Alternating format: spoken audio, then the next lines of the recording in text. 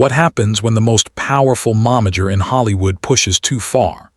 What happens when the empire built on lip kits, beauty, and a billion-dollar brand collides with the tension of family loyalty and control?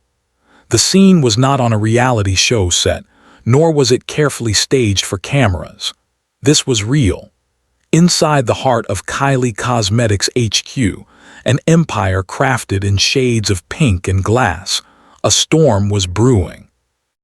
Kylie Jenner fumed, her voice sharp, her presence commanding, as she confronted Kris Jenner, the woman who was not only her mother but the architect of so many Kardashian-Jenner triumphs. But this time, the story was different. This was not about guidance or strategy. This was about control.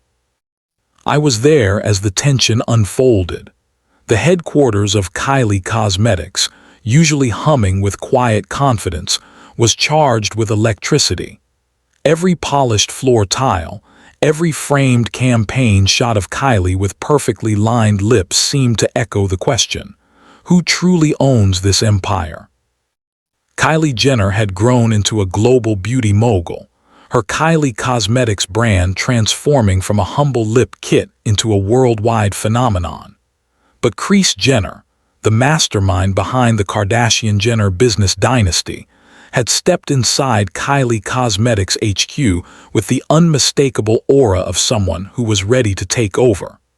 Meetings that once belonged to Kylie were suddenly orchestrated by Kris. Staff members whispered about shifts in authority, as Kris's sharp eye for detail began to reshape operations. From the outside, it looked like a mother helping her daughter refine her billion-dollar empire. But from the inside, it felt like a takeover. Kylie, usually poised and controlled, could not hold back her emotions. She stormed into the central office, a space filled with sleek design, shelves lined with Kylie Cosmetics products and screens showing upcoming launches. Her voice pierced the air. "This is my brand, my vision, my HQ. Why does it feel like I've lost it all?" Kris Jenner, seated at the head of the conference table as though it were her rightful throne, looked up calmly. The contrast between Kylie's fury and Kris's composure was striking. Kris, the matriarch who had managed her daughters through every scandal, every brand deal, every global headline, did not flinch. She reminded Kylie of the deals she had secured, the investors she had courted, the strategies she had perfected. But Kylie wasn't listening, not this time. For Kylie, Kylie Cosmetics HQ wasn't just a building. It was the embodiment of her independence, her creativity, her stake in the world outside her famous family. And yet, her own mother's presence threatened to overshadow it. The fuming tension between Kylie Jenner and Kris Jenner was not about profits, it was about identity. As I moved through the HQ, the staff's unease was palpable. Some avoided eye contact, others whispered in corners.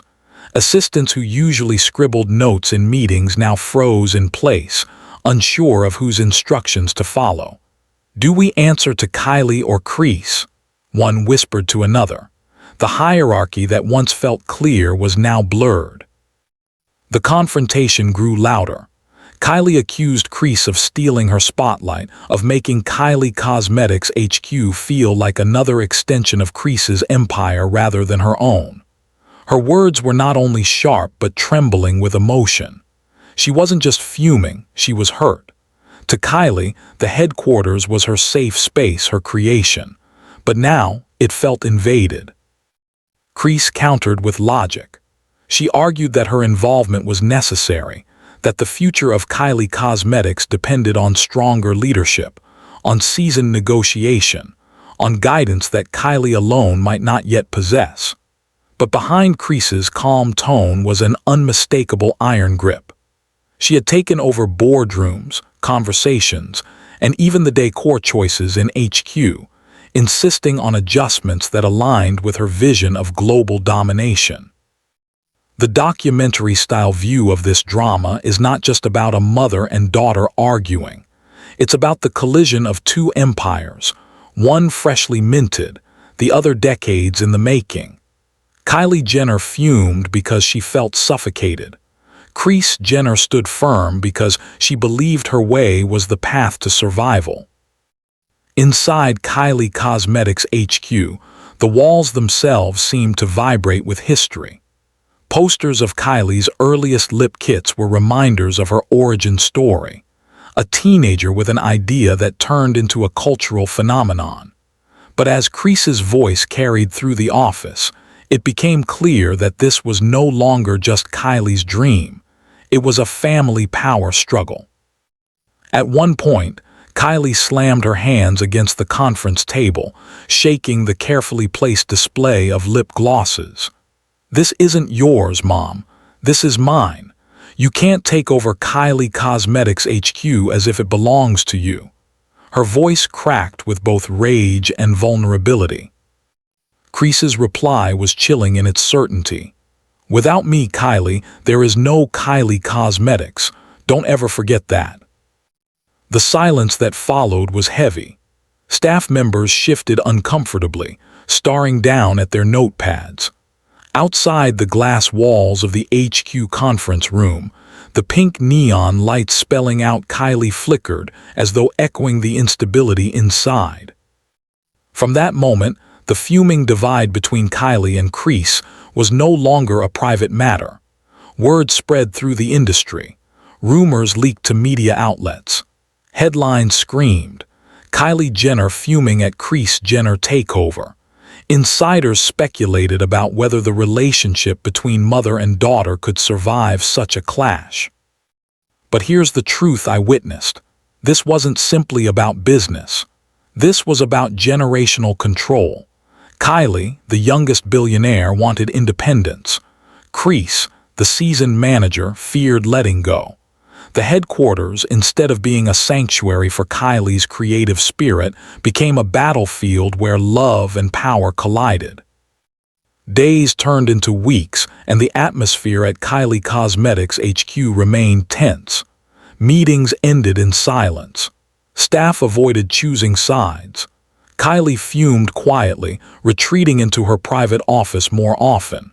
Kris continued her takeover tactics, signing off on projects without consultation. The world outside only saw snippets, paparazzi photos of Kylie leaving HQ looking tense, Kris stepping out of luxury cars in power suits. But inside, the emotional scars deepened. The fight was not about money, it was about respect, recognition, and independence. In one quiet moment, late in the evening when most of the staff had gone, I saw Kylie sitting alone in her office. She looked at the walls lined with her earliest products, her face on every package, every campaign photo. "It used to feel like me," she whispered, "but now it feels like her." Her words carried the weight of betrayal, of a daughter who built a world but now watched her mother stand at its center.